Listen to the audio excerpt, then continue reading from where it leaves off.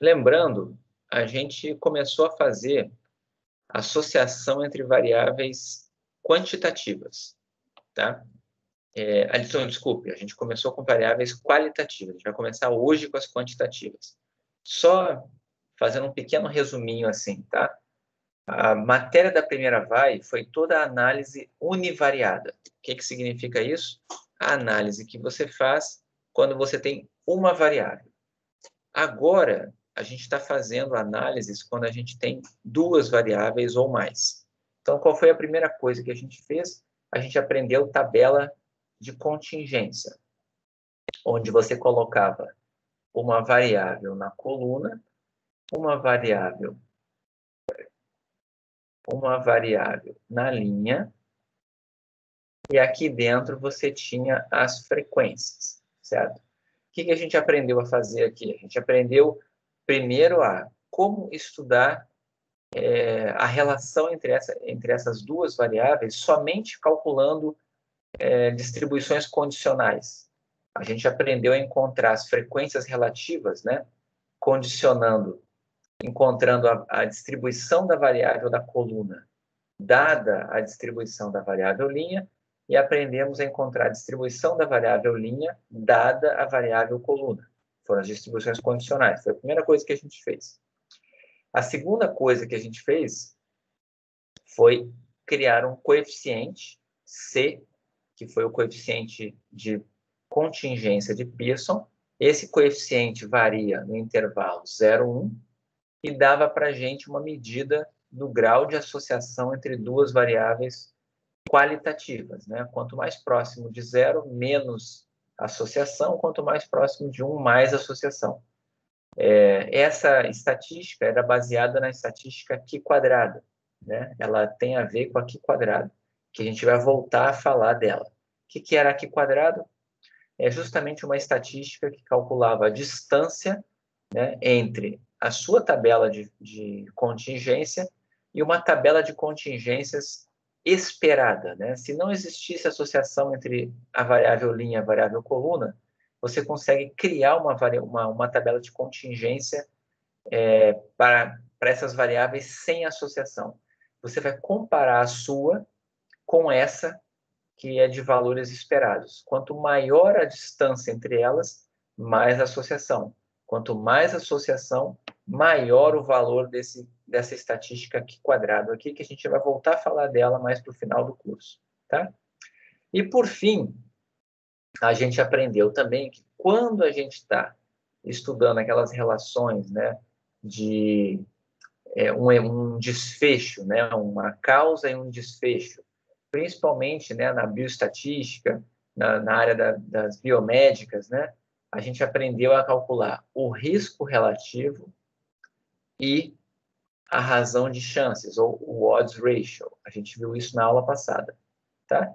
Então, esse aqui foi um resuminho de estatísticas que a gente aprendeu para variáveis qualitativas, tá? Quando você tem duas ou mais. Então, o principal são as tabelas de distribuições condicionais, coeficiente de contingência de Pearson, a estatística de Q², risco relativo e odds ratio. Essa é uma parte da matéria.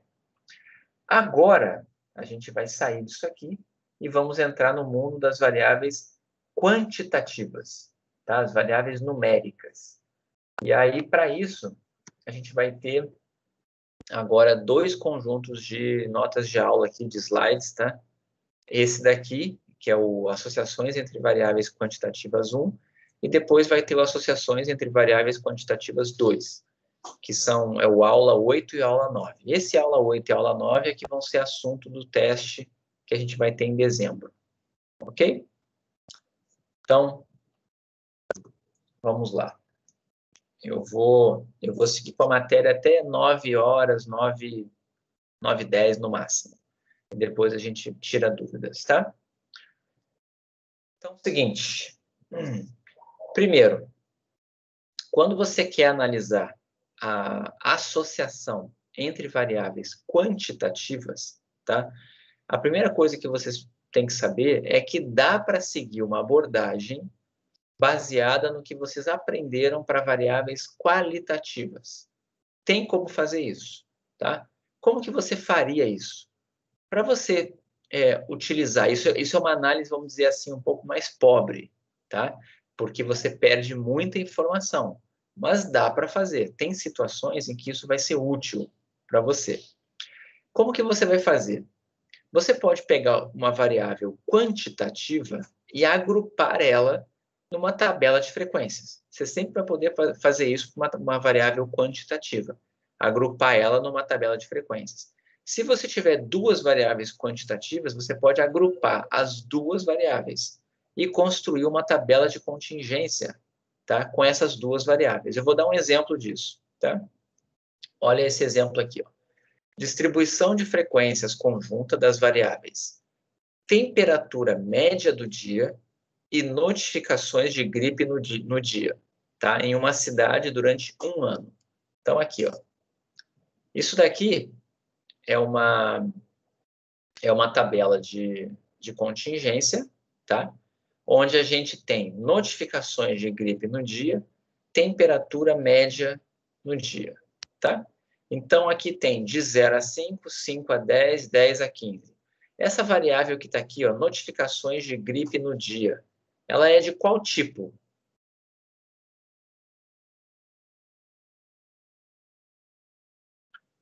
Qual é o tipo dessa variável? Notificações de gripe no dia. Quantitativa, ok. Isso é metade da resposta. Discreta. Discreta. Discreta, ótimo. Tá? E temperatura média do dia? Aí já seria aquela outra contínua. Contínua, quantitativa contínua, tá? Apesar que o nível de mensuração delas é diferente, né, também. O nível de mensuração de notificações de gripe no dia é de razão, porque a gente tem o zero inerente aqui, tá? A gente pode falar do dobro, né, coisas do tipo. Agora, a temperatura média do dia, a gente já não pode falar de razões, né? A gente não pode dizer que a temperatura de hoje é o dobro da de ontem. Então, a temperatura é escala intervalar, ok? Bom, mas está aqui a distribuição conjunta. A pergunta que eu faria aqui por exemplo, o que é esse 5 aqui, né? Quer dizer que teve dos 365 dias do ano nessa cidade, tá? Em 5 dias, você teve temperatura média entre 5 e 15 graus Celsius e entre 0 e 5 notificações de gripe, certo? Isso é o que está aqui nessa primeira célula.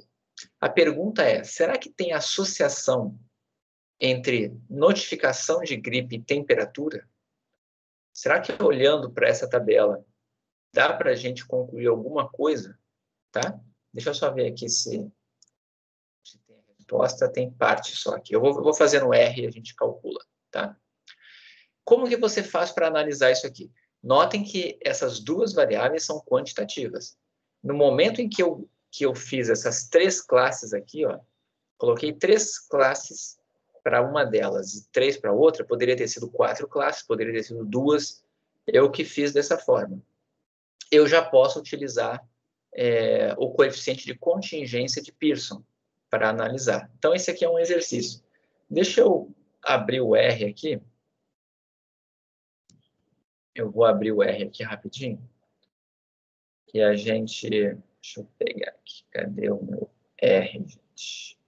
Só um pouquinho. R está aqui. Pronto. E vamos voltar para lá. Deixa eu aumentar a letra aqui.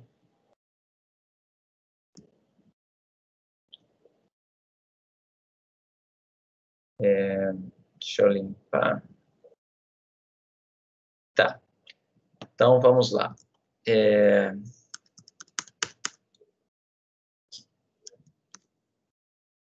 Eu vou colocar essas frequências aqui, tá?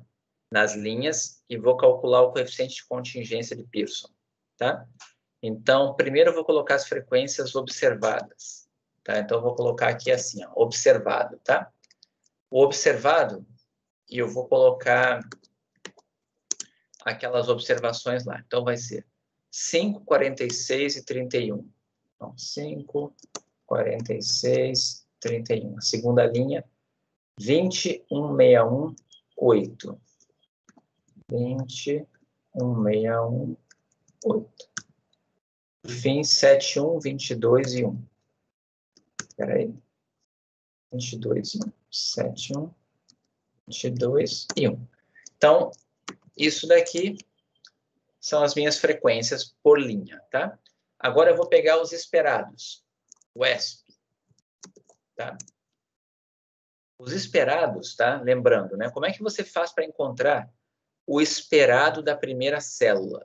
Desse aqui, ó. Essa primeira célula aqui é o elemento E11, ou seja, esperado linha 1, coluna 1.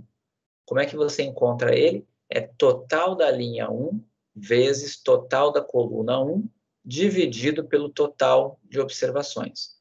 Então, o esperado aqui é 82 vezes 96 dividido por 365. Esse número dá o 21,6 que está aqui. Ó. Tá? Pegar só mais um exemplo. Esse aqui, essa última célula aqui. Esse daqui é o E33, esperado da linha 3, coluna 3. Então, esse 1 que está aqui, o esperado dele seria total da linha 3, que é 94, vezes total da coluna 3, que é 40, dividido por 365, e vai dar esse 10,3 aqui. Então, vou copiar esses números aqui agora. Esse aqui eu vou mais devagarinho para não errar. 21,651,4. 21,651,4. Depois 9 e depois 49,6. 9, 49,6. Depois 118,6, 27. 118,6, 27. 24,7, 59. 24,7, 59. E, por fim, 10,3. 10,3. Então, olha só, vou colocar um do lado do outro aqui. Observado e esperado. Tá? Aliás, vou colocar um embaixo do outro para vocês enxergarem. Um do lado do outro. Aqui, ó. A primeira coluna são as frequências observadas. A segunda coluna é a de frequências esperadas, caso não existisse associação entre notificação de gripe e temperatura. A pergunta é, será que esses números estão muito distantes? Se eles fossem parecidos, é porque não tem associação entre as variáveis. Se eles são distantes, é porque tem associação. Tá? Então, antes de continuar, eu quero só que vocês, no olho, me digam aqui se vocês conseguem enxergar alguma associação. Aqui são os dados originais. Olhando só para cá, parece ter alguma associação entre temperatura e notificação de gripe nessa cidade? Alguém consegue enxergar alguma coisa aí?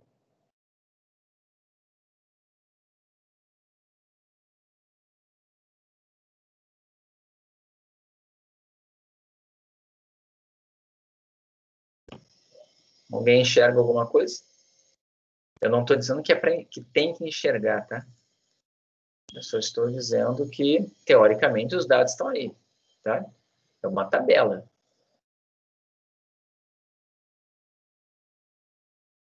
Vejam que, por exemplo, a gente tem uma célula aqui no meio ó, que está com uma frequência muito grande, né? 161. Mas qual é o problema? 161 está grande justamente porque a gente tem muito mais dias no ano com notificações entre 5 e 10 de gripe e muito mais dias no ano com temperatura média entre 15 e 25 graus Celsius, certo? É muito difícil analisar essas frequências aqui porque a gente tem esses totais aqui diferentes, né? As notificações de gripe variam muito e você tem muitas delas acontecendo entre 5 e 10. E a mesma coisa a temperatura.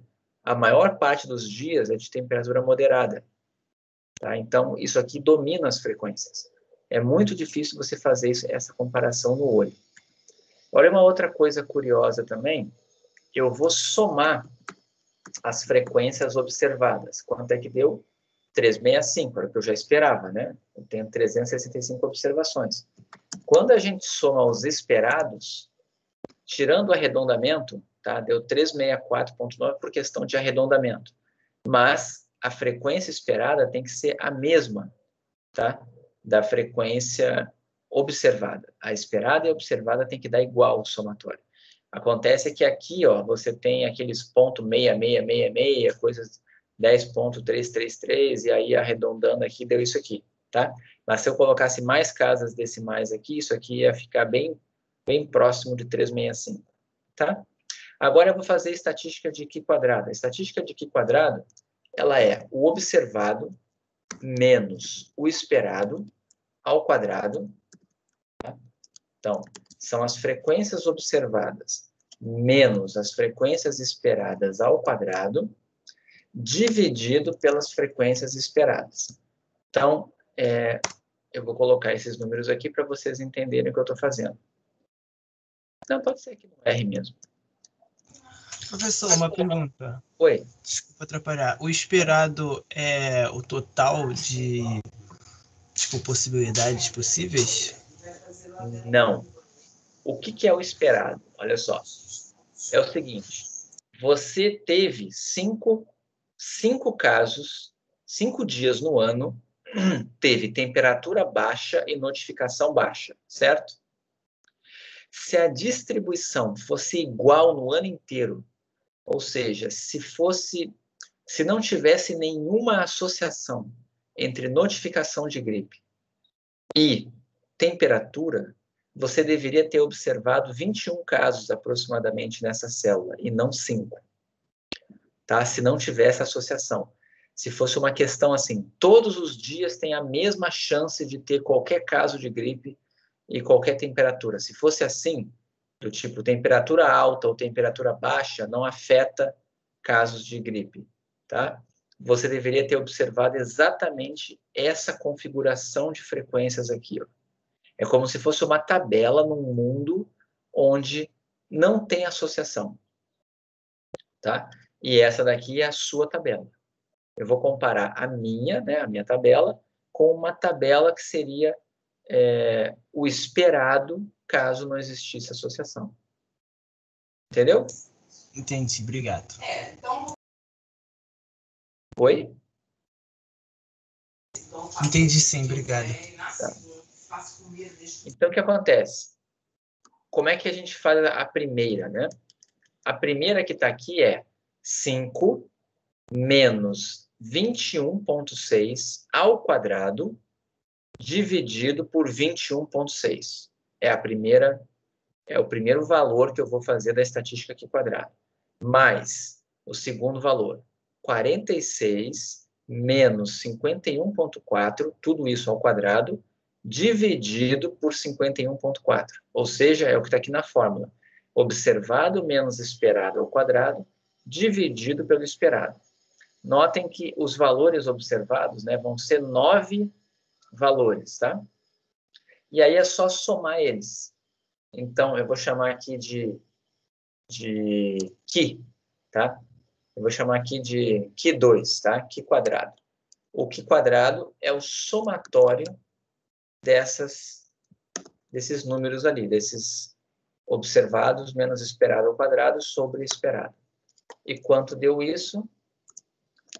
226,1065. Esse foi o valor da estatística Qi quadrado. Só que a estatística Qi quadrado não é o suficiente para eu poder encontrar o coeficiente de contingência de Pearson. Quer dizer, é o suficiente, mas não é o coeficiente, né? Então, deixa eu ir para o quadro aqui, só para a gente lembrar que o coeficiente de contingência de Pearson é a estatística Qi quadrado dividido pela estatística Qi quadrado mais n, tudo isso aqui na raiz. Ok? Então, quem vai ser esse Qi quadrado aqui? Vai ser esse número que eu acabei de calcular lá no R. O que vai ser esse aqui? O mesmo. O que vai ser esse N aqui? É o número de observações. Eu tenho 365 observações. Então, qual é a conta que eu tenho que fazer? Eu tenho que fazer raiz quadrada, SQRT, raiz quadrada de Qi quadrado dividido por uma soma. Qi quadrado mais 365. Aqui o coeficiente de contingência de Pearson. 0,6184. Ele deu bem alto até. Tá? O que significa isso? Parece existir uma associação, sim, entre temperatura e notificações de gripe. Tá? Como é que você analisa depois essa associação? Você pode fazer aquela distribuição condicional. Tá? Mas aí eu vou deixar para você fazer. E a gente vai fazer de uma maneira mais esperta essa comparação. Isso aqui foi só para mostrar para vocês que as técnicas que vocês aprenderam para variáveis qualitativas também vão funcionar para as variáveis quantitativas, desde que você agrupe elas. Todo mundo entendeu? Esse aqui, esse 0,61, é o coeficiente de contingência de Pearson. É um número entre 0 e 1, e ele está bem alto. Tá? Esse número é bem alto. Comentei na aula passada que ele costuma ser baixo. Tá? Mas esse aqui foi bem alto. Beleza? Tudo certo? Todo mundo entendeu? Então, indo aqui para os slides, tá? O exemplo aqui, ó, pedia para calcular o coeficiente de contingência de Pearson. Eu acabei de fazer, tá? Então, tá aqui, ó, os observados, os esperados, e eu acabei de fazer essa conta. Ok? Bom, só que o que acontece? Essa não é a maneira mais esperta de se avaliar a associação entre variáveis quantitativas, tá? A primeira coisa que vocês vão aprender a usar, sempre que aparecer para vocês duas variáveis quantitativas ou mais, como que você vai avaliar a associação entre elas? A primeira coisa que você vai fazer é o que a gente chama de gráfico de dispersão, tá? Ou também chamado de diagrama de dispersão. O que é o gráfico de dispersão? Ele vai dar para a gente vai dar uma visão da relação entre essas variáveis, e ele nada mais é do que um gráfico onde você coloca no eixo X, tá? Uma das variáveis, no eixo Y, a outra variável, e você plota cada par de pontos, tá? Cada par de pontos como um ponto nesse gráfico, tá? Então, como que seria isso? Vamos ver aqui um exemplo. Aqueles dados ali de notificações de gripe e temperatura numa cidade, tá? Vamos imaginar que a gente pegue aqui um mês. Isso aqui é um mês de observações, tá? Então, aqui está a temperatura do dia e aqui está a notificação. Tudo bem? É um exemplo hipotético, tá? Mas o que está acontecendo aqui? Aqui tem 15 observações e aqui tem mais 15, dão uns 30 dias no mês. Olhando para cá, o que vocês estão enxergando? É um exemplo hipotético, obviamente, né? Foi feito para você enxergar. O que está acontecendo aqui?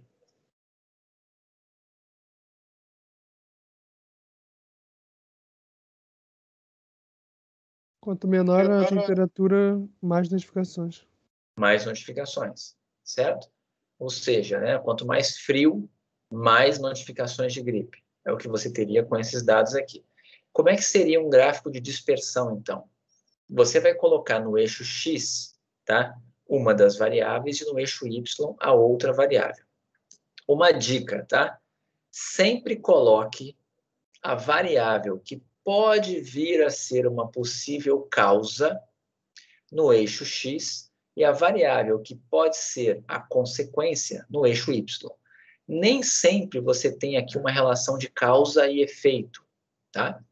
Causa e consequência. Nem sempre você vai ter isso. Mas eu já recomendo que você sempre tente pensar dessa forma, porque para uma técnica que a gente vai ver depois, isso vai ser importante, tá? Então, aqui, o que vocês acham? Que a notificação afeta a temperatura ou a temperatura que afeta a notificação? Temperatura afeta a notificação.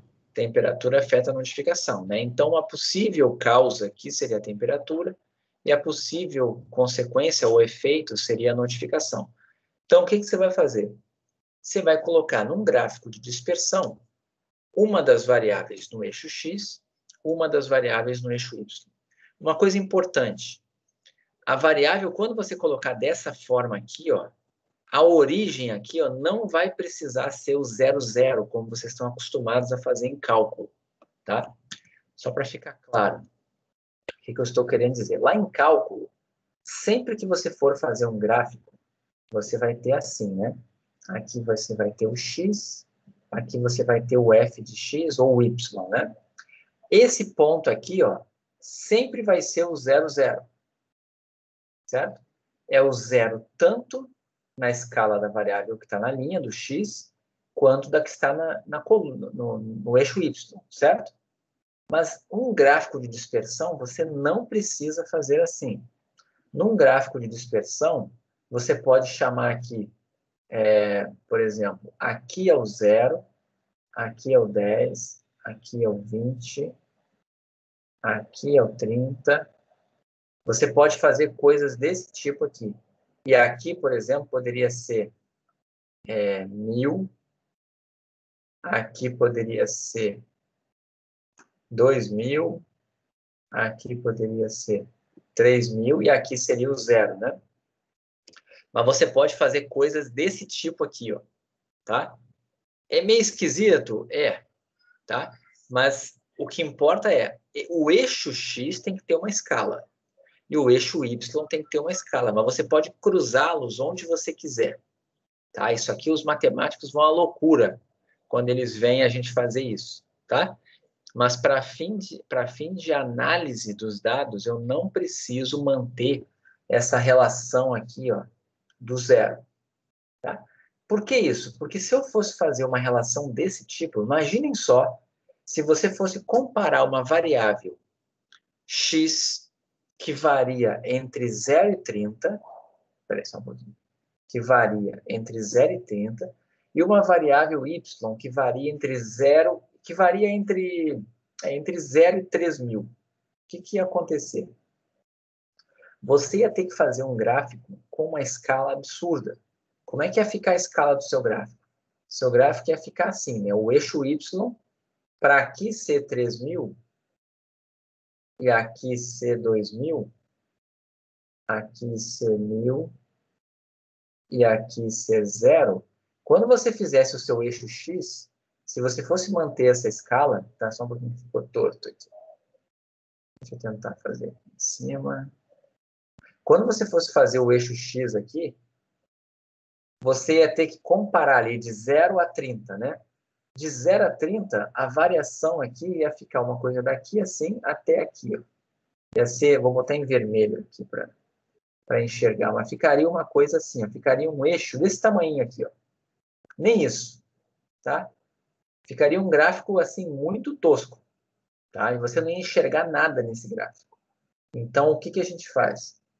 Cuida da escala do x e cuida da escala do y, e depois só cruza uma com a outra, tá? Sem precisar cruzar no 0, 0. Você cruza no ponto que você quiser, tá?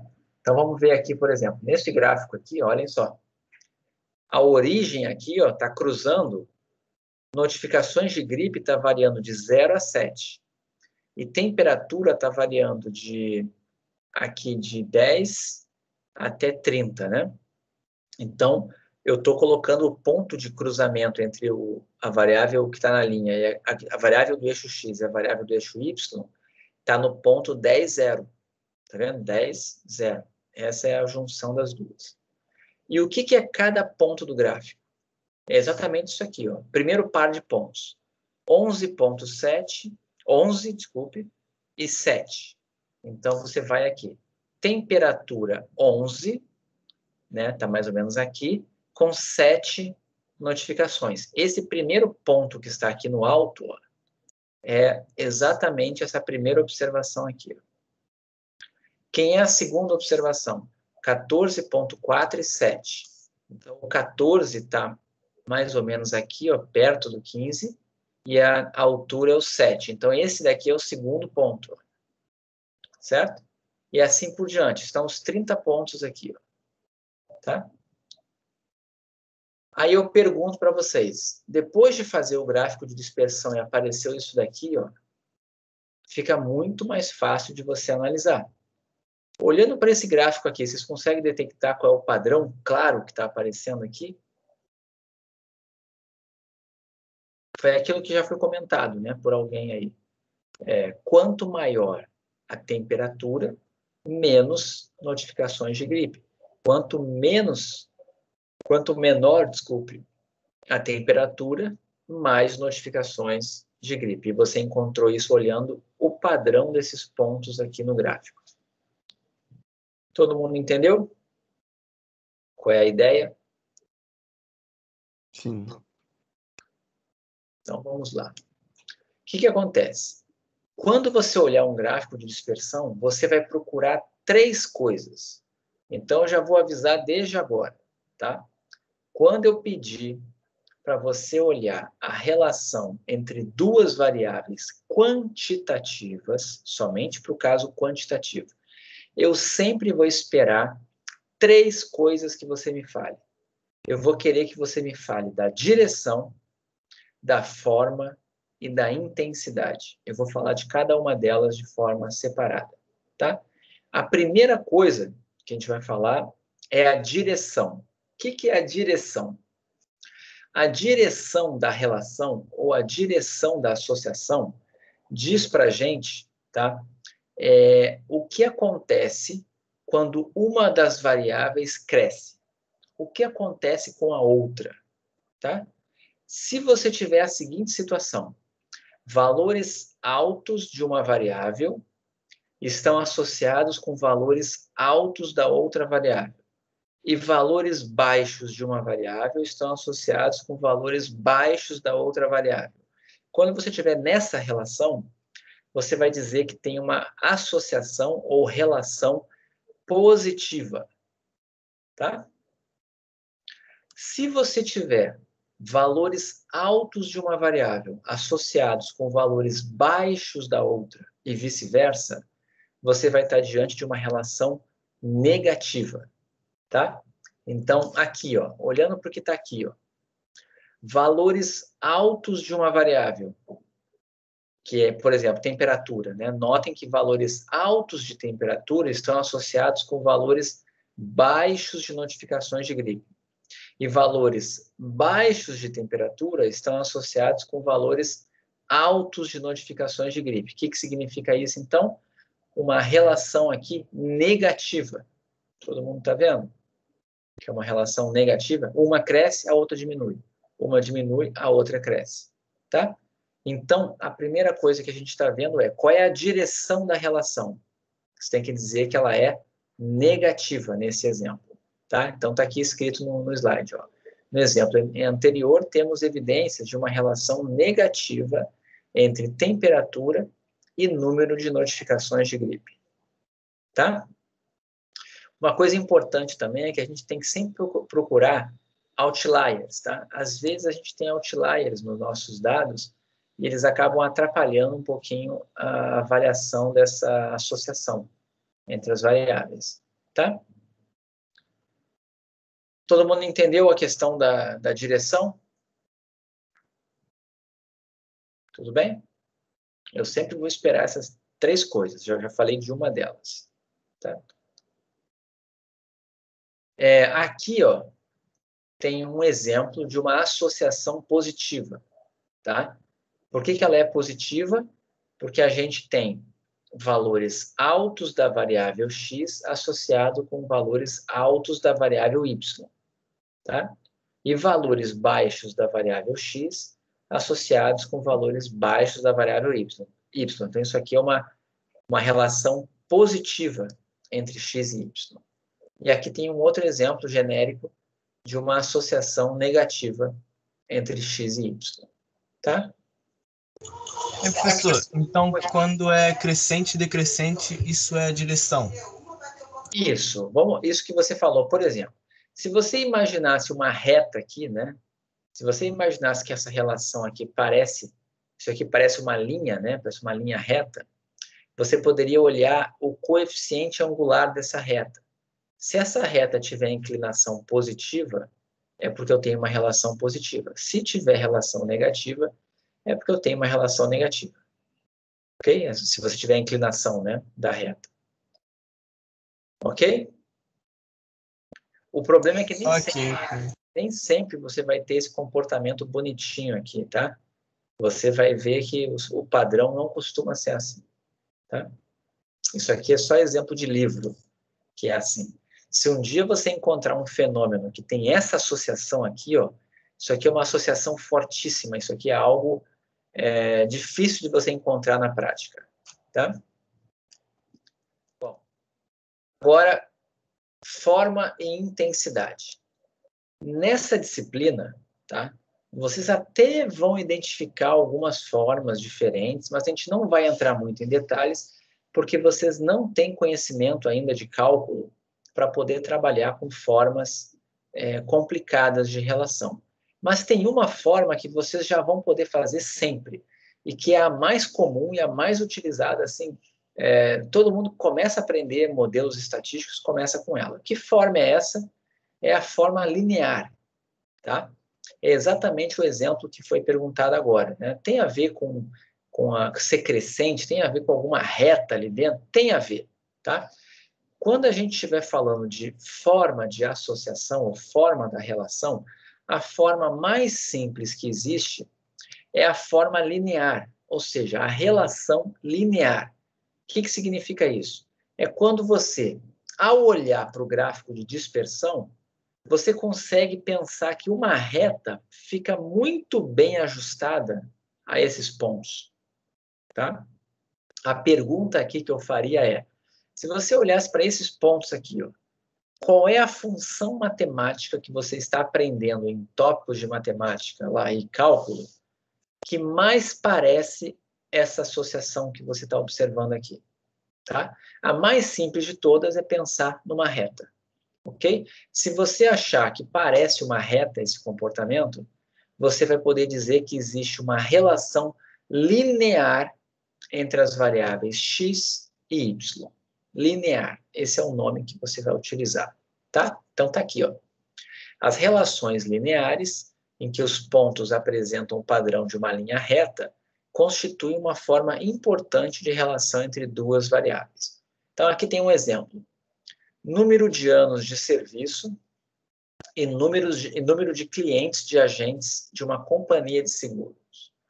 Então, isso aqui é o seguinte, isso aqui são 10 funcionários, 10 agentes, né, que trabalham numa seguradora, e você tem duas variáveis associadas a eles. Você tem a variável X, que é anos que eles têm de empresa, e a variável Y é número de clientes que cada um deles tem. Então, a primeira coisa que você vai fazer, quando você olhar duas variáveis quantitativas e quiser avaliar a relação entre elas, a primeira coisa que você faz é um gráfico de dispersão, tá? Então, aqui está o gráfico de dispersão. Deem uma olhada. Estão vendo aqui, ó? Eu coloquei... Por que eu coloquei anos de serviço no eixo X? Porque o mais provável é que anos de serviço afete o número de clientes do que o número de clientes afetar anos de serviço, certo? Então, eu estou colocando como uma possível variável a ser estudada como causa, né? Anos de serviço, está no eixo X. Olhem outra coisa. Vejam, olhem a escala aqui, tá? No eixo X, esse comprimento aqui, ó, representa 2 unidades. No eixo Y, um comprimento semelhante está representando 20 unidades, estão vendo? Tá? O que é o mais importante aqui? Mantenha uma escala no eixo X e mantenha uma escala no eixo Y. Tá? Mas, de novo, apesar de eles estarem se encontrando aqui exatamente no ponto 00, que é a origem, eles não crescem igual, né? No eixo X, o crescimento aqui, cada intervalinho desse aqui vale só 2, e aqui cada intervalinho está valendo 20. Tá? Mas estão aqui os pontos. Tá? Aqui estão os pontos. O que vocês acham? Primeira pergunta, né? Já está aqui a resposta, né? Mas enfim, vamos olhar para a figura. Direção da relação. Todo mundo consegue ver que a direção da relação aqui é positiva? Todo mundo está conseguindo ver? Sim. A relação é positiva. Ou seja, os valores mais altos de anos de serviço estão associados com os mais altos de números de clientes, tá? Aí alguém vai dizer assim, poxa, mas mal dá para ver. Isso aqui para mim é muito pouco. Está quase que uma reta horizontal se eu olhasse para cá, tá? Lembrem, eu estou colocando a escala do jeito que eu quero. No eixo Y, eu coloquei variando de 0 a 80. Mas eu poderia ter feito o eixo Y variando de 30 a 80. Se eu fizesse isso, esse gráfico ia ficar bem diferente, a forma dele. Tá? Eu vou mostrar isso no R depois para vocês entenderem o que eu estou falando. Tá? Bom, outra coisa. Será que uma reta, se você imaginasse na sua mente aqui, será que uma reta explicaria bem essa relação? Vocês não têm ainda muito esse feeling na cabeça, mas vocês vão ter ao final dessa disciplina, eu prometo para vocês, tá? Que vocês vão ter. Vocês vão conseguir identificar no olho já quando é que tem uma relação linear e quando é que a relação é forte ou fraca, tá? E aqui eu afirmo para vocês, isso aqui é uma relação linear entre essas duas variáveis. Então está escrito aqui, ó, gráfico de dispersão evidenciando uma relação linear positiva entre o número de anos de serviço e o número de clientes. Então, assim, a gente já conseguiu avaliar a direção e a forma, tá? Só que a forma a gente vai acabar focando mais nas formas lineares, tá? Mas poderia ser uma forma logarítmica, uma forma exponencial, uma forma quadrática, se parecesse uma parábola, tá? Você tem várias formas que poderiam estar representadas ali, tá? E falta o mais importante, que é a intensidade. Essa relação é forte ou é fraca, tá? Mas isso a gente não vai ver hoje ainda. Acho que a gente não vê hoje ainda não, essa relação, a força, tá? Olha isso daqui. Como varia o consumo de combustível? Isso aqui é um dado velho, de livro, mas é velho, tá? Como varia o consumo de combustível de um carro quando a sua velocidade aumenta, tá? E aí esse carro aqui, um Ford Escort inglês, foi testado e obteve-se o seguinte resultado. Olhem o que está ali. Tentem, só com o que está aqui, tentem me dizer a relação entre velocidade e consumo de combustível. Qual é a relação, olhando só para o que está aqui? É uma parábola, né? Pois é, né? Você pode dizer que quanto maior a velocidade, maior o consumo? Não, é como se fosse no meio o mínimo. Pois Nos é, extremos é o máximo. exatamente. É como se você dissesse assim, peraí, se você andar em velocidades baixas, vai consumir muito. Se você andar em velocidades altas, também não vai consumir, você vai ter um consumo razoável. Você só vai ter um consumo baixo numa velocidade média, ali no meio, nem tão alta e nem tão baixa, tá? Se você não fizer um gráfico de dispersão, você vai errar feio nas suas conclusões. Se a primeira coisa, antes de fazer qualquer cálculo estatístico, é fazer o gráfico. Olha o gráfico disso aqui. Tá? Pergunto para vocês, essa relação é linear? Você consegue imaginar uma reta aqui explicando? Não. Aí alguém vai me dizer assim, eu consigo imaginar duas retas. Eu imagino assim, ó, de 60 para cima é uma reta e abaixo de 60 outra reta. Uma reta com inclinação negativa aqui embaixo e uma reta com inclinação positiva aqui. Não, nós não vamos fazer isso, tá? É possível você utilizar modelos estatísticos que fazem isso, mas a gente aqui, por enquanto, vai pensar no padrão global. O padrão global aqui não é linear. Então, nesse padrão não linear, não dá para a gente dizer que a relação é positiva ou negativa. Não tem como a gente ter certeza disso, tá? A gente até vai calcular um coeficiente que dá isso para a gente, mas a gente tem que saber interpretar. Quando a relação é não linear, as coisas não são tão simples, tá? Então, aqui eu só vou dizer assim, ó. tem uma relação não linear. Porque claramente vocês não acham que tem uma relação entre essas variáveis? Se eu perguntasse para vocês assim, ó, qual é o consumo esperado para uma velocidade de 25 km por hora? Vocês não acham que dá para ter uma boa noção de qual vai ser esse consumo? Sim. Porque você acha aqui, ó, se eu tivesse, por exemplo, aqui, ó, 20 e poucos de velocidade, eu já sei que o ponto deve estar aqui, ó.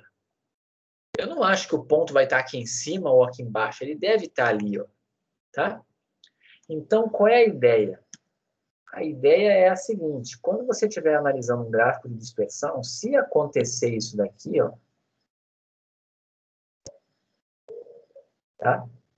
Você vai ter que pensar numa daquelas formas matemáticas que você aprendeu lá em cálculo, tá? E tentar imaginar qual seria a melhor função que se ajustaria a esses pontos, certo? Então, assim, se você quisesse fazer qualquer previsão aqui, né? Qual é a previsão para a variável y se eu tivesse um x aqui? Você vai vir aqui e vai fazer assim, você vai olhar qual é o correspondente dele aqui no eixo y. 3.000. Então, para esse valorzinho aqui, ó, de x aqui, você vai ter um valor esperado aqui de 3.000, porque é o ponto que está na linha preta. Entendeu? Não tem como botar uma reta aqui, né? Se você fosse colocar uma reta aqui, talvez ela ficasse assim, né? Talvez ela ficasse assim. Mas essa reta está horrível, essa reta erra tudo. Ela não parece estar explicando a relação entre os pontos. Tá? Então, o importante aqui é isso. Apareceu duas variáveis, né? Duas variáveis apareceram na sua frente. Elas são quantitativas. O que você vai fazer? Gráfico de dispersão. É a primeira coisa que você vai fazer. Tá? Eu não vou entrar na intensidade agora. Eu vou deixar isso para a aula que vem. Eu só quero mostrar um gráfico aqui. Eu vou colocar no R. Eu vou colocar no R isso aqui, só para vocês enxergarem. Deixa eu pegar aqui, peraí, que eu já copio mais rápido. Vou colocar aqui, peraí. Isso aqui vai ser anos. Tá? Então, vou colocar aqui. 2, 3, 4, 5, 4, 6, 7, 8, 8 e 10. Anos já foi. E agora, clientes. 48, 50, 56. 48, 50, 56. 52, 43, 60. 50, 43, 60. 62, 58. 62. 58, 64, 72. Pronto. Deixa eu mostrar para vocês aqui.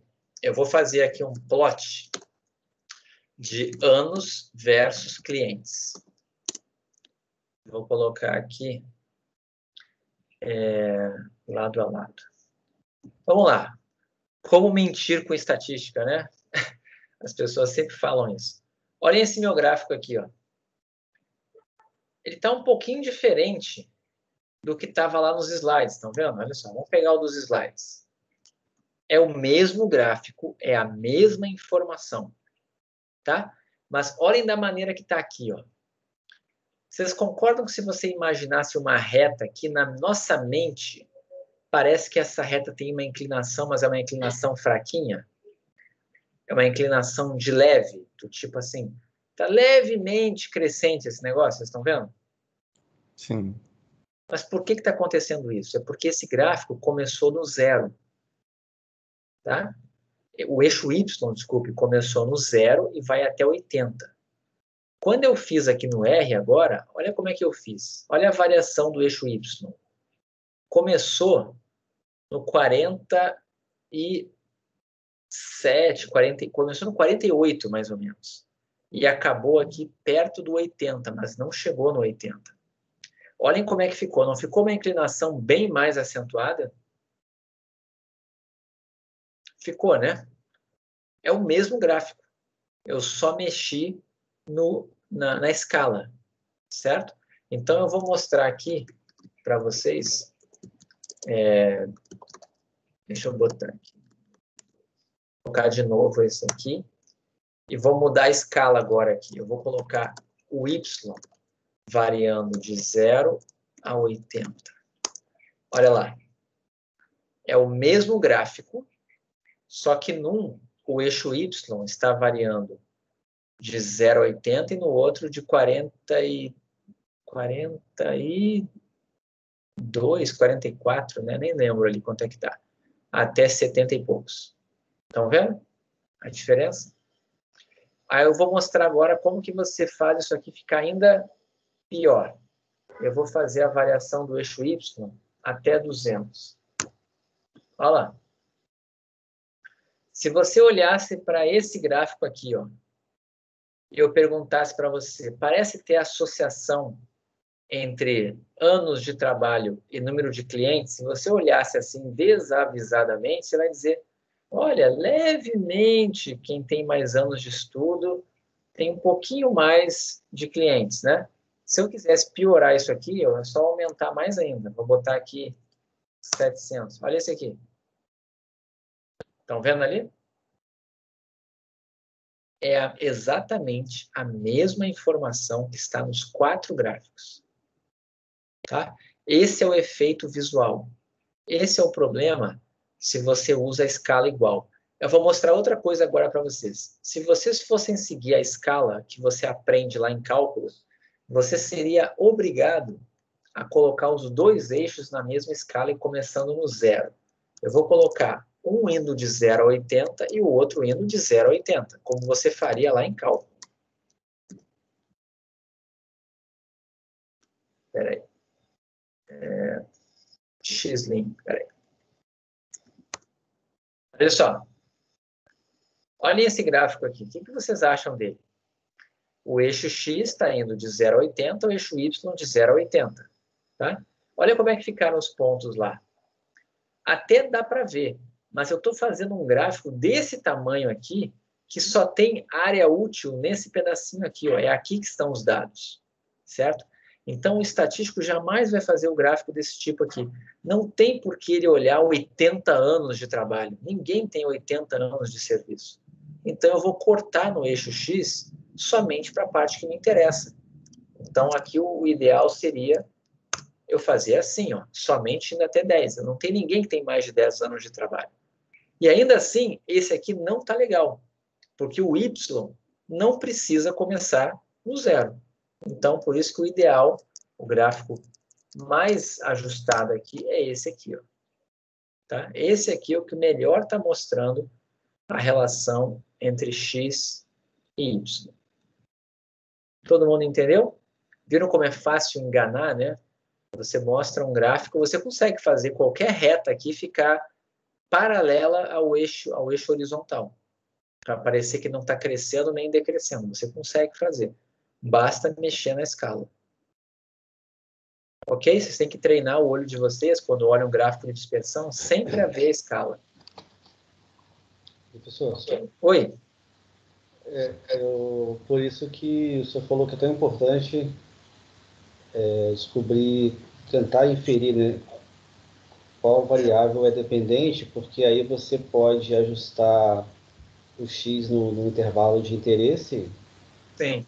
Intervalo, né, e o Y no observado, né? Sim. Exatamente. É sempre bom você ter essa noção. Porque mais para frente, agora, esse teste que a gente vai ter em dezembro, já vai entrar um outro assunto que é regressão, né? Que é o primeiro modelo que vocês vão aprender aqui na graduação. O primeiro modelo para fazer previsões que vocês vão aprender é ele, tá? É o modelo de regressão linear, que vai vir em seguida. Mas aí você precisa ter essa relação aí de causa e efeito para poder tirar as conclusões. Ok? Legal. Bom, são 9h04. Eu vou gastar o tempo agora, eu acho, para falar um pouquinho de densidade de novo, de distribuição normal, para a gente relembrar o assunto, tá? Então, deixa eu ir lá ver a dúvida do Átila, tá? O que é isso aqui? Ah, alguém colocou aqui uma equação. É possível que seja isso aqui mesmo, tá? A relação Melliola. Vinícius, você fez isso aqui em algum lugar ou fez de cabeça? Foi daquele gráfico que era no x igual a 30 e y 1000. Aí eu fiz de cabeça mesmo. Tá. Você vai ver que tem como você fazer isso sem precisar ser de cabeça, tá? Tem como você encontrar a equação direitinho, a equação que melhor explica aquele, a melhor parábola que explica aquele conjunto de dados lá. Tá? Entendi. Interessante. Você nunca vai precisar fazer de cabeça. Então, vamos lá. Deixa eu ver aqui a dúvida. Revendo a aula sobre exercícios da lista normal, vi uma questão assim. Tá. Na questão, você alertou para não diminuir a média. Ok. Minha pergunta seria, se ao invés de 100 fosse outro número, qual seria o procedimento correto? Boa pergunta, tá? Boa pergunta. Vamos para o quadro. Vamos relembrar. Espero que vocês lembrem de alguma coisa da distribuição normal, né? Mas vamos lá. A gente aprendeu que quando a gente tem uma variável que tem distribuição normal, a gente usa essa notação aqui. Ó. X é a variável. Esse tiozinho aqui, a gente lê ele como tem distribuição, tá? X tem distribuição normal, e aí sempre vai entrar a média e a variância, certo? Então, se alguém escrever para você 7,49, você já sabe que a sua variável x tem distribuição normal, ela tem média 7 e ela tem que variância 49. Então, qual é o desvio padrão dela?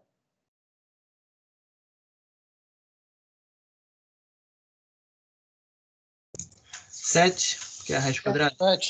7, né? Raiz quadrada da variância. Ok? O que a gente também aprendeu? A distribuição normal, ela sempre, tá? Sempre, se você fosse fazer um histograma, essa normal que está aqui, por exemplo, 7,49. Na sua mente, você já vai imaginar aquela forma de seno, tá? Você já vai saber que ela está centrada aonde?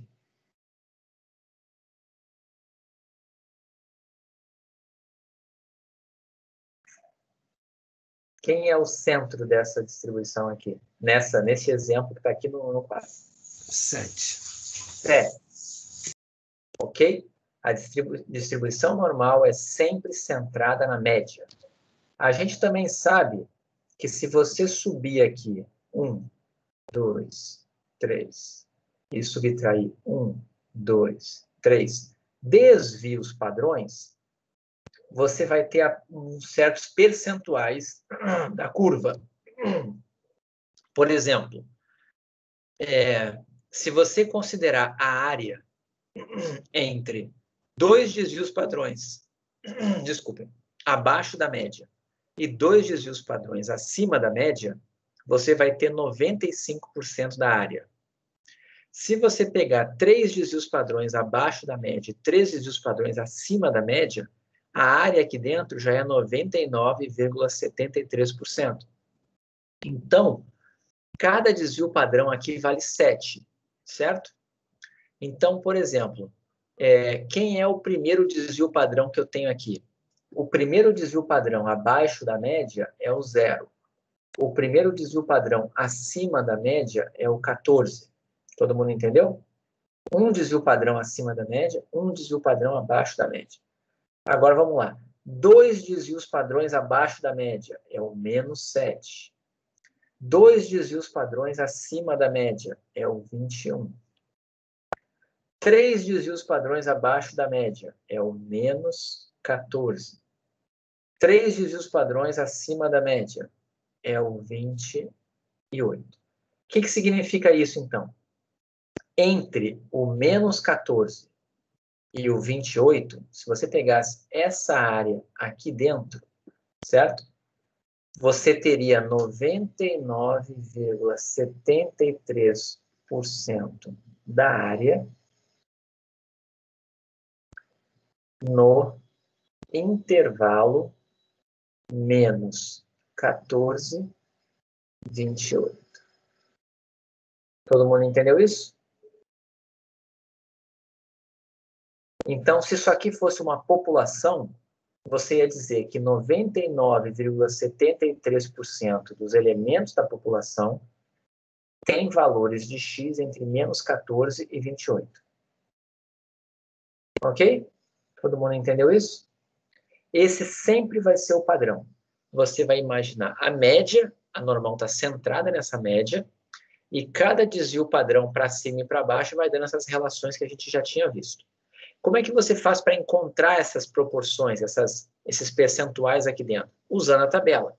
Tá? Usando o computador, na verdade, né? Mas aqui na disciplina, e espera-se que você, como estatístico, saiba fazer isso com tabelas também. Qual é o procedimento? O procedimento é sempre padronizar.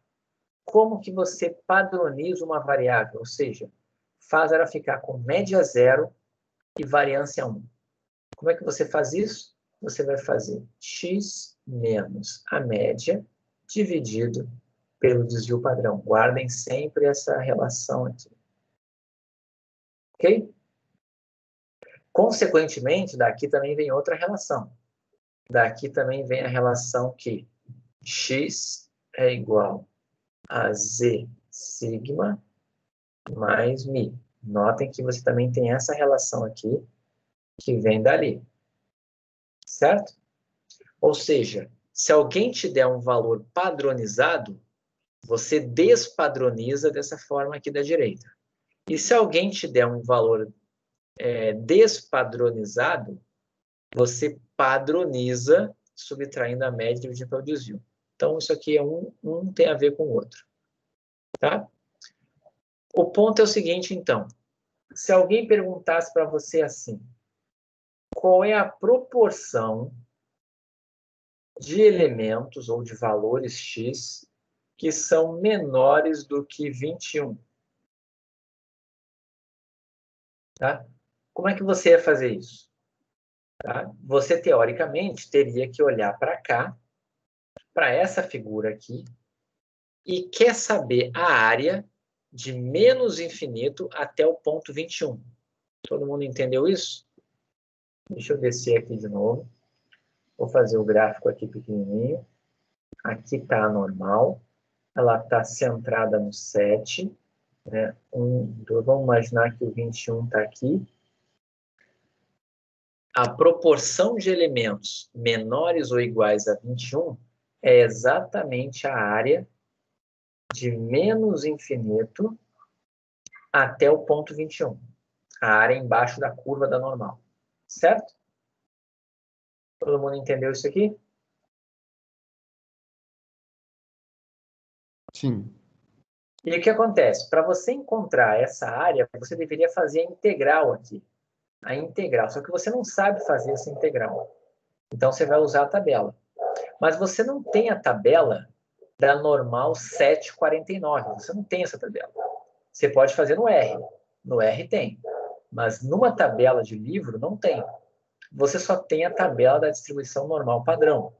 Então, o que você tem que fazer? Você tem que pegar a sua variável e padronizá-la. Como é que você padroniza ela? Você vai calcular a proporção e vai subtrair dos dois lados da desigualdade a média e o desvio. Então, vai ficar aqui x menos alguma coisa dividido, e aqui 21 menos dividido. Vamos lá. Se eu quero padronizar o x, eu tenho que subtrair a média de x. Quem é a média de x? 7. Quem é que eu tenho que colocar embaixo? Eu tenho que colocar embaixo o desvio padrão. Tá? Então, muito cuidado Não confundam, não vão colocar embaixo a variância. Então, já vou avisar desde agora. Qual é o erro comum aqui? É colocar embaixo 49. Se fizer isso, tá? Vai errar. Ok? Tem que tomar cuidado. Você padroniza dividindo pelo desvio padrão. Do lado direito, a mesma coisa. 7 e 7. Ok? E aí, o que acontece? Na esquerda, o que você tem aqui na esquerda? Vamos olhar lá. Quando você pega a sua variável, subtrai a média e divide pelo desvio padrão, vocês têm o que a gente chama de uma variável nova, que é a variável com média 0 e variância 1, que é uma normal padrão, certo? Então, esse que está aqui, ó, do lado esquerdo, não é mais o x.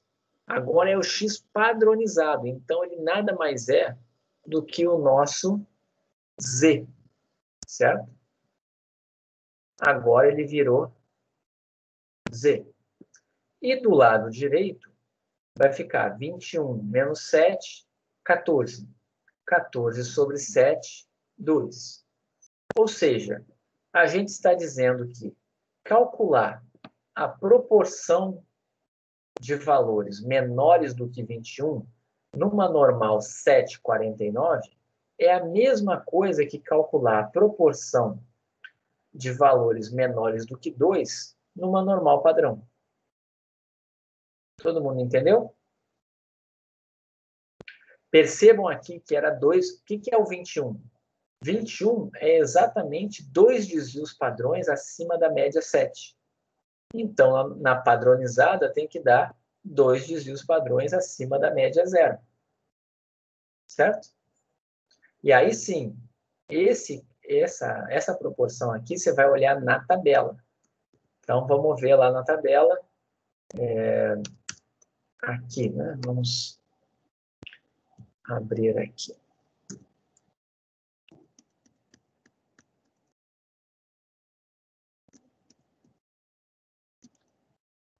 Ponto 2. Está aqui, ó. 0,9772. Então, isso daqui dá 0,97. Só confirmar. Isso. Essa daqui é a proporção. Então, o que significa isso? 97,72% das observações, tá, tem valor menor do que 21. Todo mundo entendeu isso? Sim. Tá? Aí agora vamos para a pergunta do Átila. Tá? O Átila me fez a seguinte pergunta. Se eu colocasse nesse mesmo exemplo aqui, se eu pedisse isso aqui para vocês, qual é a proporção de x menos 7, eu vou fazer primeiro assim, tá? Menor do que... Deixa eu pensar aqui. Se fosse assim, ó, tá? Se aparecesse isso aqui para você, eu quero calcular essa proporção aqui. O que eu recomendo que você faça? Você quer calcular uma proporção e agora você está do lado esquerdo com x menos 7, tá?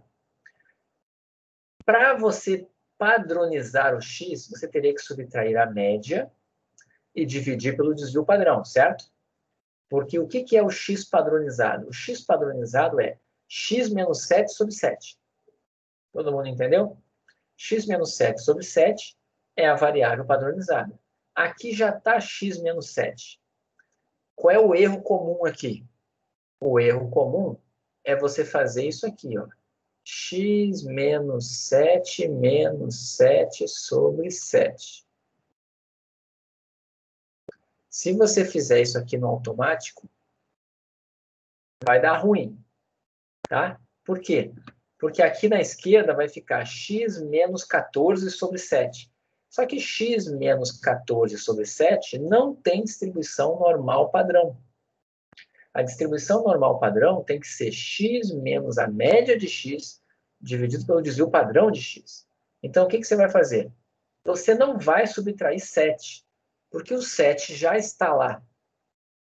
O que você vai fazer é simplesmente dividir do lado esquerdo por 7 e do lado direito por 7. Toda operação que é feita de um lado tem que ser feita do outro lado, certo? Agora sim, se você dividir por 7 dos dois lados, tá? Agora sim, o que você tem aqui? Esse carinha daqui, ó, é o seu z. Porque é a variável x menos a sua média dividido pelo seu desvio. Então, isso aqui vai ficar... Espera aí, deixa eu botar em azul.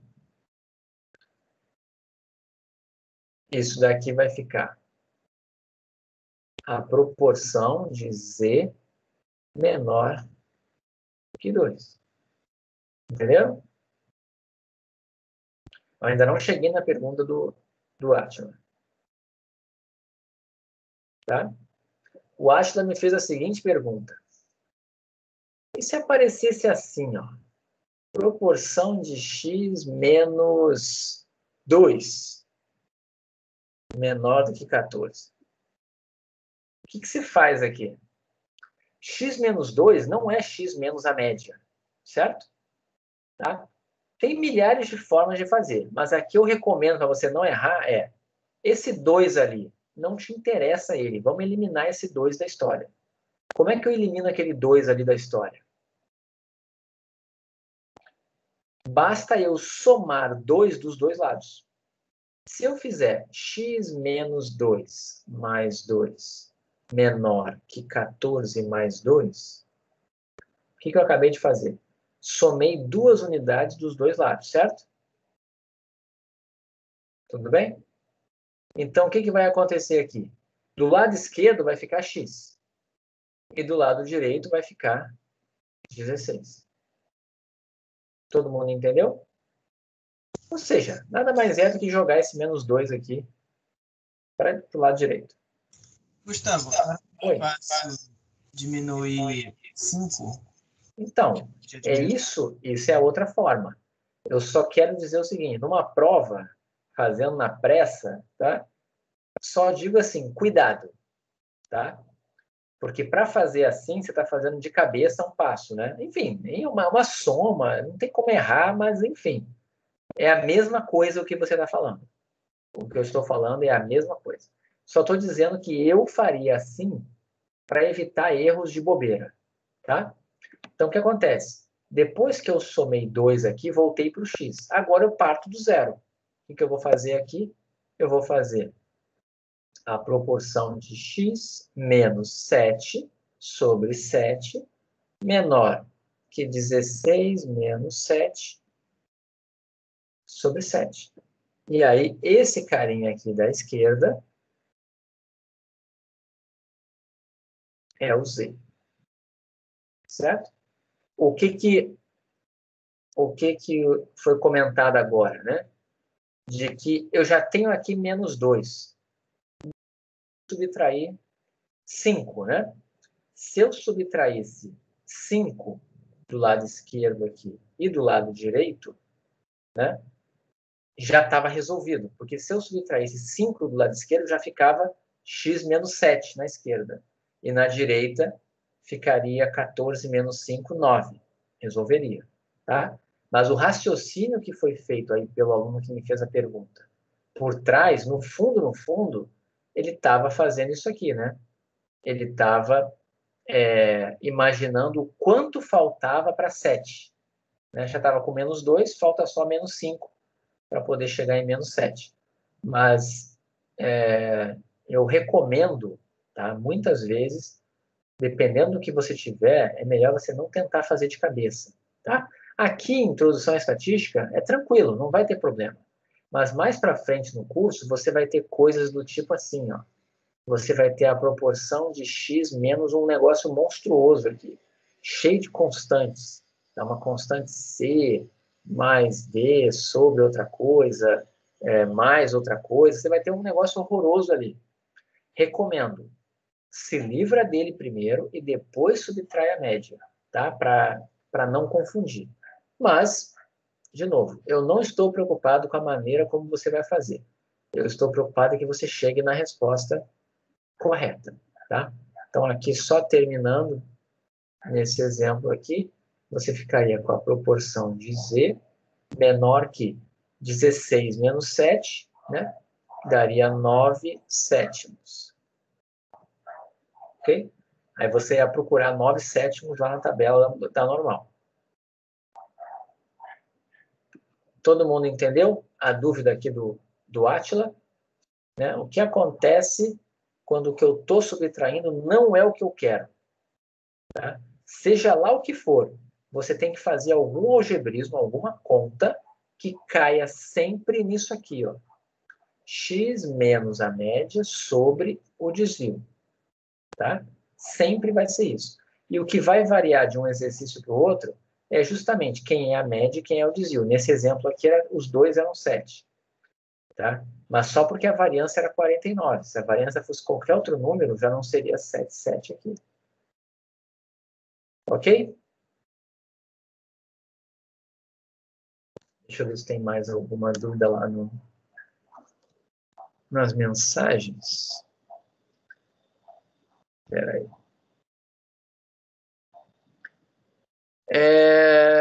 Perdeu. Não perdeu a atividade, mas perdeu exemplos só. Tá? Eu vou... Mas está gravando, tá? De qualquer forma. Deixa eu colocar aqui uma outra coisa, né? Por exemplo, se apareceu para você isso aqui, ó, proporção de Z maior do que 2. Você tem uma tabela que dá isso aqui? A tabela que a gente tem foi feita para dar proporções maiores que um certo ponto?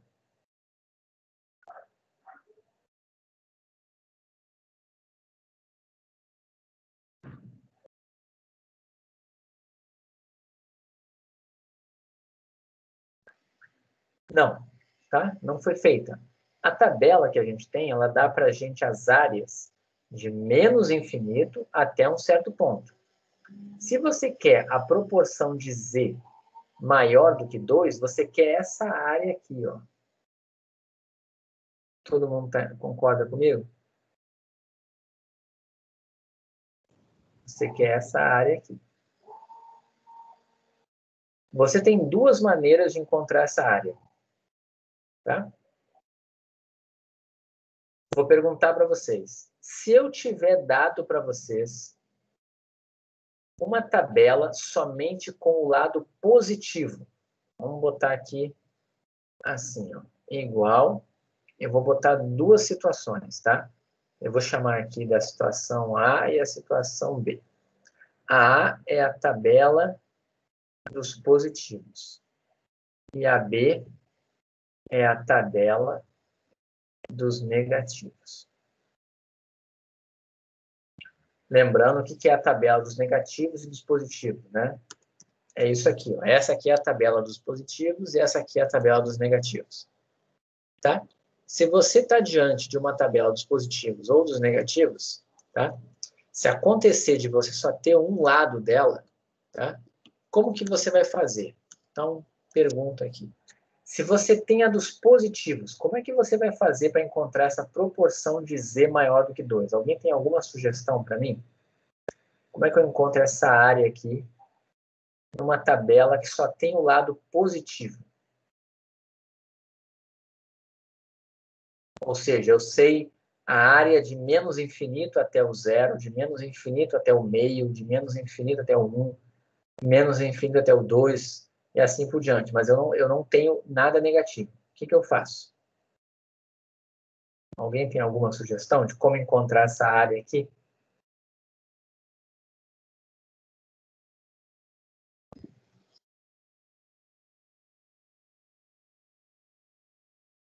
Ninguém?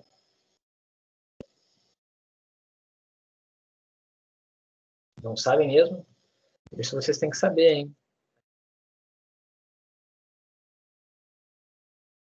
O Átila colocou lá, Z menor que menos 2. Não vai te adiantar nada, porque eu estou no caso A. Eu só tenho a tabela dos positivos. Não vai te adiantar nada isso. Como que você vai fazer?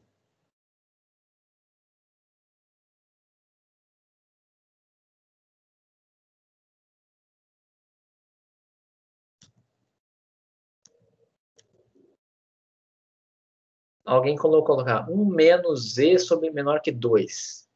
Vamos lá. Outra calculando quanto falta até 1. Tá, tem a ver o que vocês estão falando, só vamos cuidar da notação, tá? Eu entendi a ideia, tá? Mas o que você escreveu ali Letícia, tá errado, tá?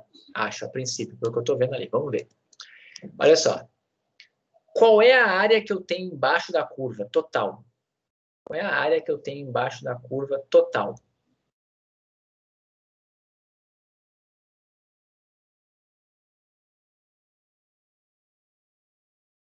Quanto que eu tenho de área embaixo de uma densidade? Área 1. Área 1. Todo mundo concorda? Que a gente tem área 1? Sim.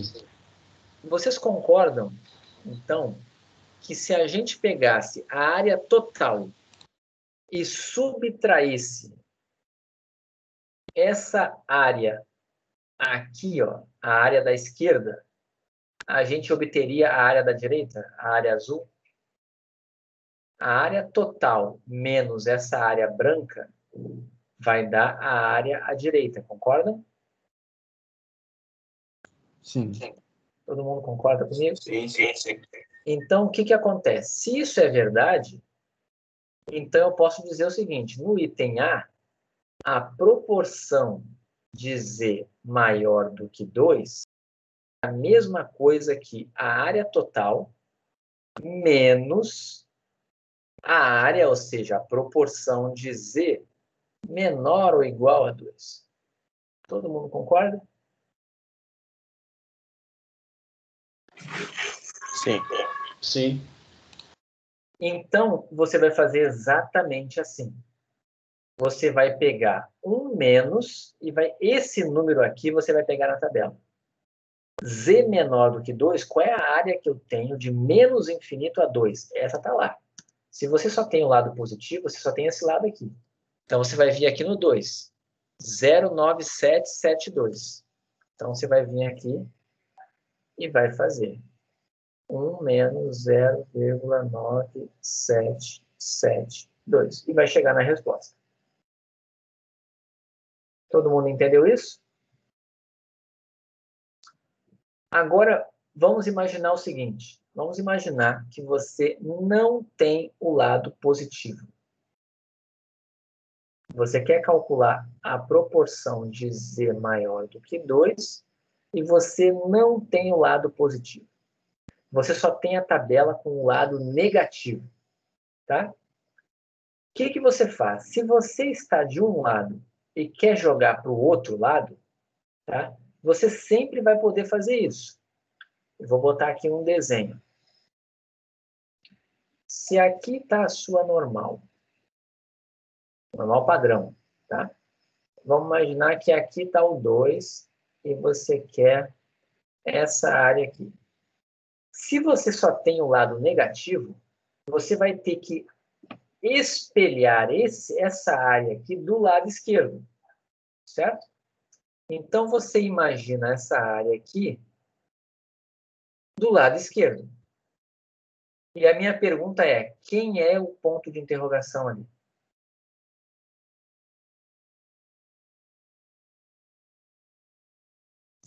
É o menos 2.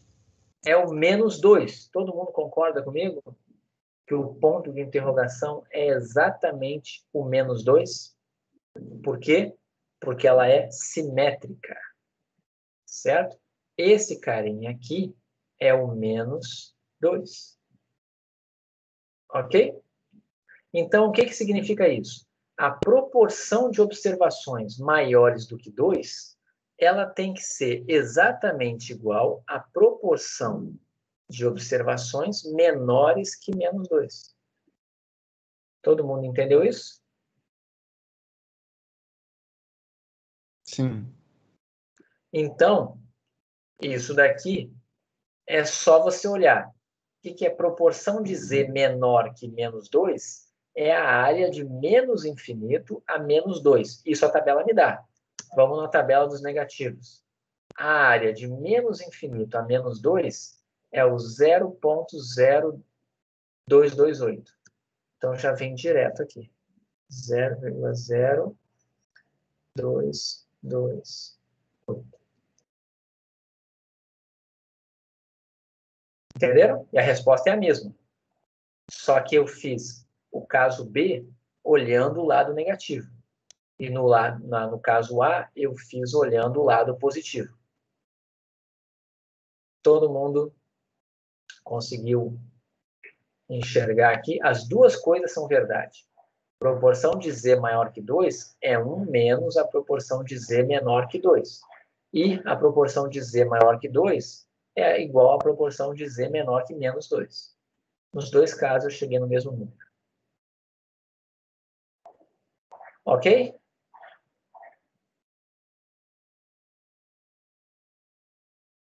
Ok. Bom, aí assim, dá para complicar isso aqui, né? Dá para você pensar em outras relações. Mas se eu pedisse isso aqui, por exemplo, qual é a proporção de z maior que menos 1? Recomendação para não errar, tá? Por favor, façam isso, tá? Apareceu qualquer coisa desse tipo, você vai fazer um desenho. Sempre da normal padrão, tá? Então, se aqui for x, padroniza. Depois que padronizou, caiu na normal. Tá no normal padrão. Proporção de z maior que menos 1. A normal padrão é centrada no zero. Certo? O menos 1 está aqui. Ele quer qual área, então? Ele quer a área de menos 1 para frente.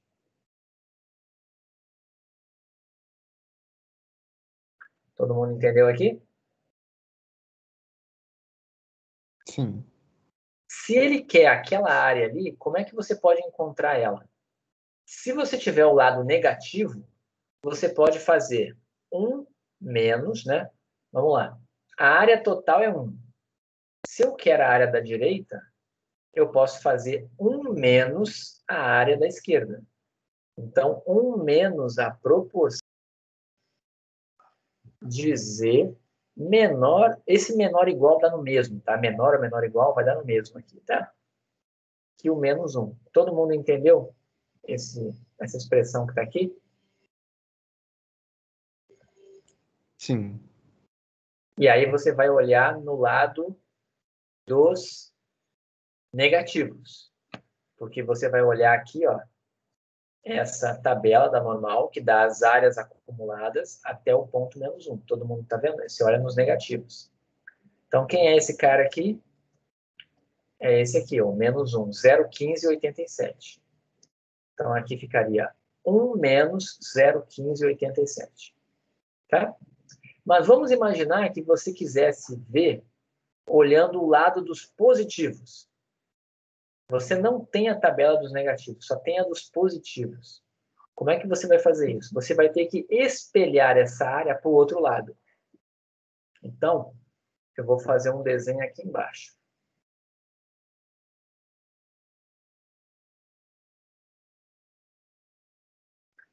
Vocês concordam que essa área daqui, essa área que está pintada, é igualzinha a de cima?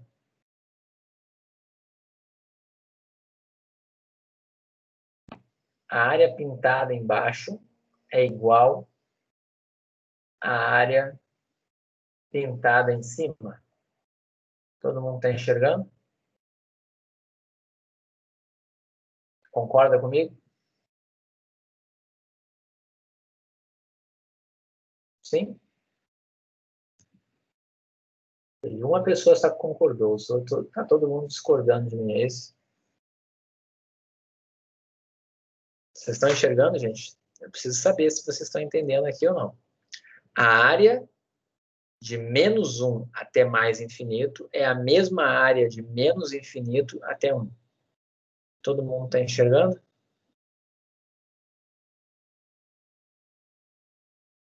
ver se mais alguém respondeu. Sim, sim, tá bom.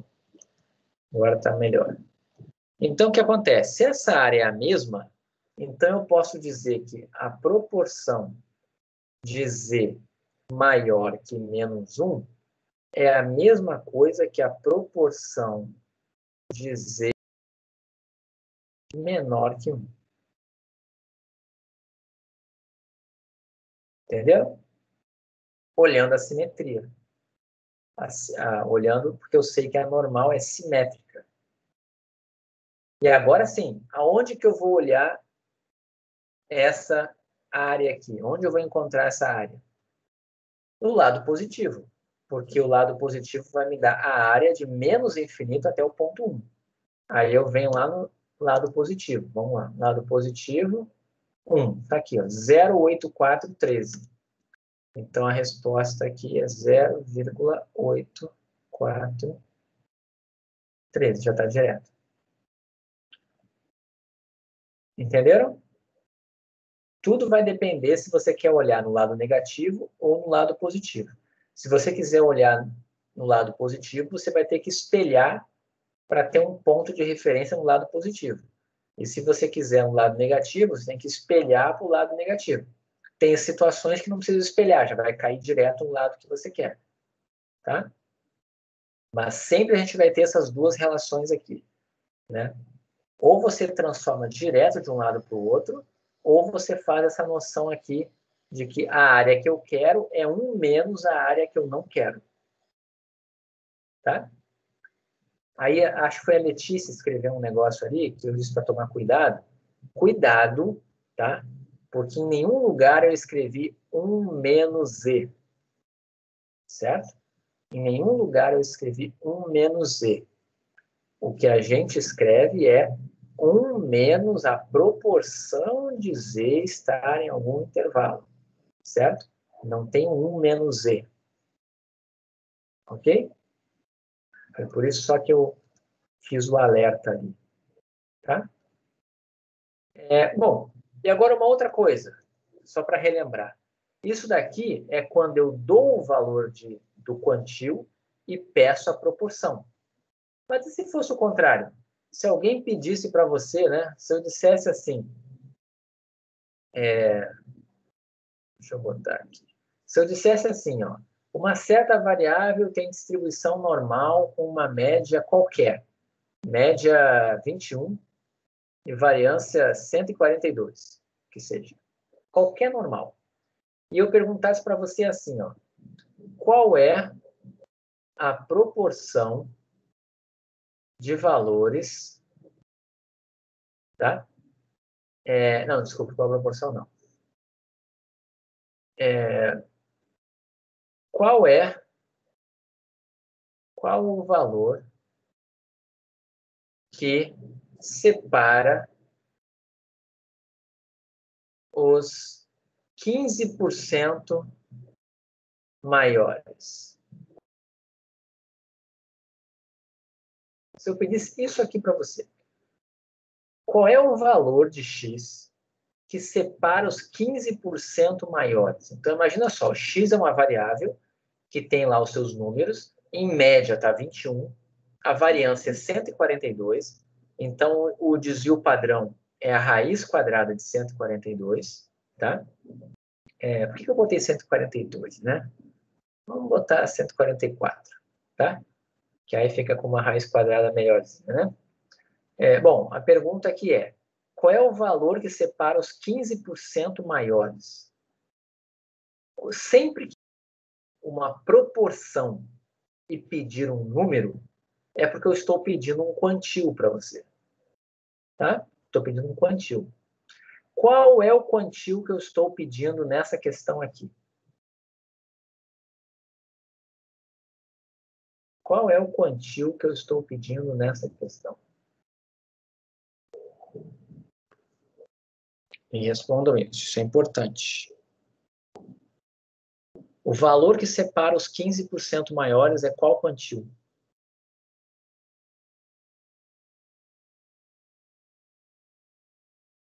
R$ 85%. Tá? Se fosse o de 75, teria que ser o que separa os 25% maiores, tá? Então, assim, por que alguém vai me dizer assim, peraí, mas o quantil não é o que separa os valores abaixo? Sim, o quantil de 85% é o que separa os 85% menores dos 15% maiores, certo? Então, nessa questão aqui, ó, ele está perguntando para você quem é o quantil de 0,85. É isso aqui que ele quer saber. Certo? Então, como que você encontra isso?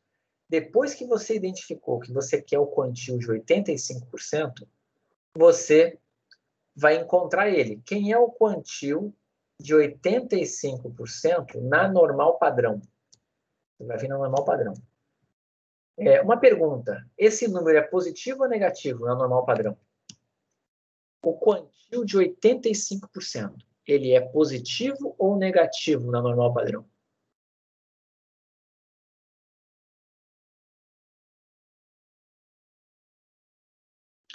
Quem não está nem entendendo o que eu estou falando, vou ajudar aqui. A normal padrão é centrada onde?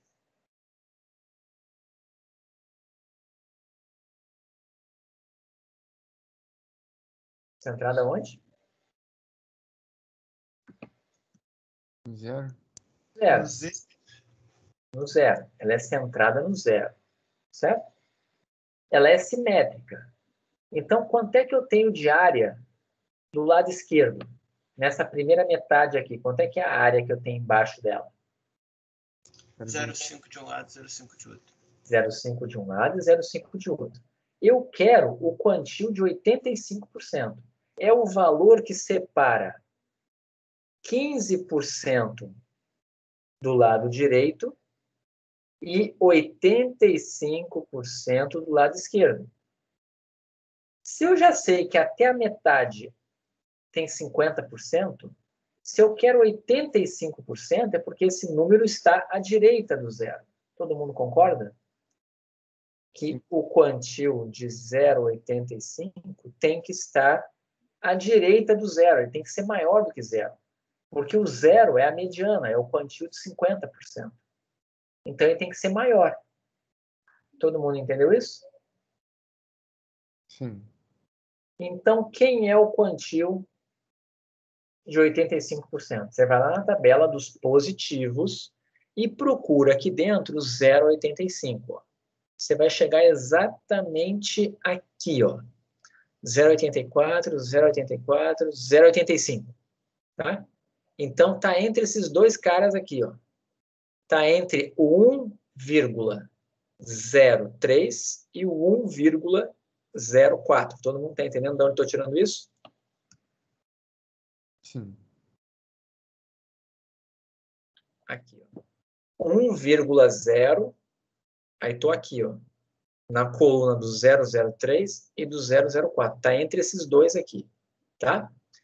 Eu vou pegar um deles só para... Vou pegar o mais próximo, tá? Eu vou pegar o 004. Então, é 1,04. Então, significa que na normal padrão, esse quantil... Seria entre o 004 e o 005? Não. Não. Os dois aqui, ó, já ultrapassaram o 0,85. Eu quero exatamente o 0,85. Então, é entre esses... Sim. Não, confundi. Tá? Beleza. Então, é 104. É esse cara aqui, ó. É o quantil. Qual é o erro comum aqui? Você me dá a resposta. Logo, a resposta é 104. Não, está errado. Por que está errado? Porque 104 é o quantil de 85% na normal padrão. Se você está interessado na normal padrão, olhem para cá. Não, você não está interessado na normal padrão, você está interessado numa normal não padrão, numa normal 21.144. Então, você tem que fazer o que agora? Despadronizar esse número. Como é que eu despadronizo ele? Vamos lembrar lá, está aqui em cima. Aqui Na esquerda, como que a gente padroniza. Na direita, como que eu despadronizo. Tá?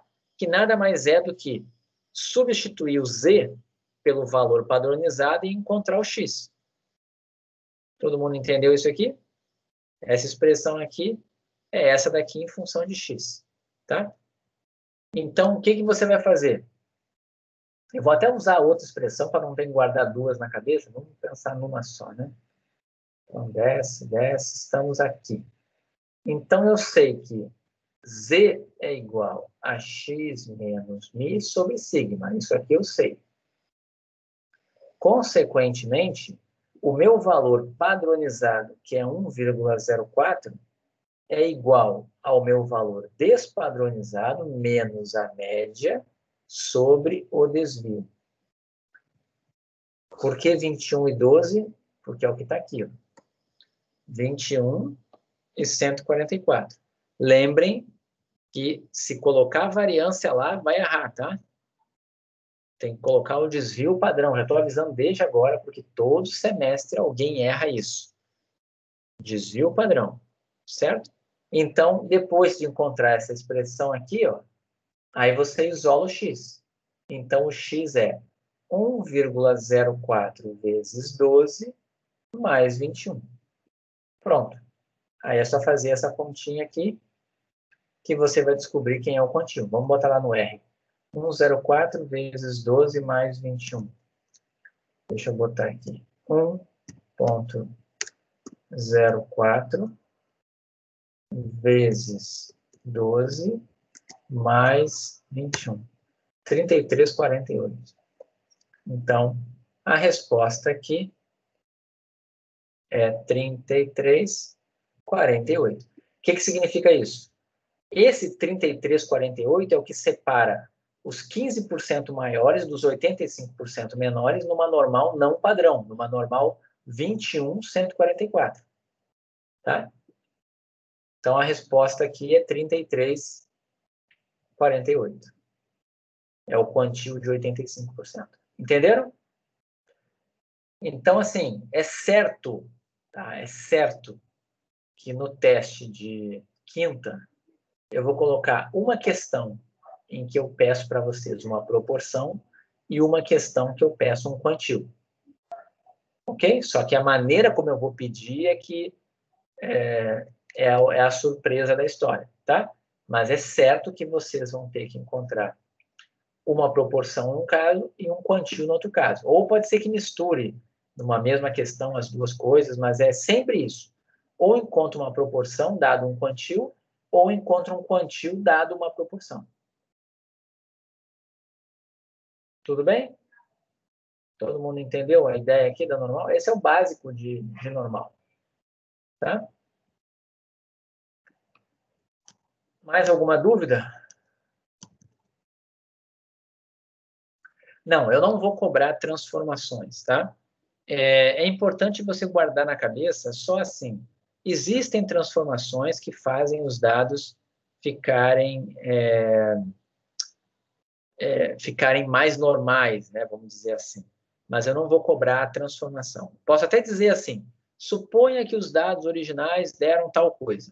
Depois de uma transformação, deu tal coisa. Faça a conta depois de transformar. Mas você não tem que transformar. Tá?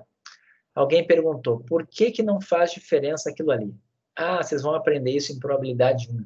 Tá? Vocês vão aprender o seguinte, isso aqui tem uma relação com probabilidade. Tá? Então, só respondendo ao que ele colocou lá, é que é o seguinte, quando você tem uma variável contínua, tá? Quando você escreve isso daqui, ó, proporção de x menor que 2, por exemplo, essa proporção nada mais é do que a probabilidade do x ser menor do que 2. Em probabilidade é isso que a gente está fazendo. Tá? Quando você bota o menor igual, é a probabilidade do x ser menor ou igual a 2. Tá? Só que o que acontece? A probabilidade do x ser menor ou igual a 2 é igual à probabilidade do x ser menor do que 2 mais a probabilidade do x igual a 2. Concorda com essa com isso que está escrito aqui. Se fosse pensar, até a proporção mesmo, a proporção de x menor ou igual a 2 é a proporção dos x que são menores do que 2 mais a proporção dos x que são iguais a 2. Certo? A questão é que isso daqui, ó, sempre vale 0. No caso contínuo. Tá? Se fosse mais ou menos assim, ó, qual é a probabilidade do seu peso? Você vai pegar uma balança agora.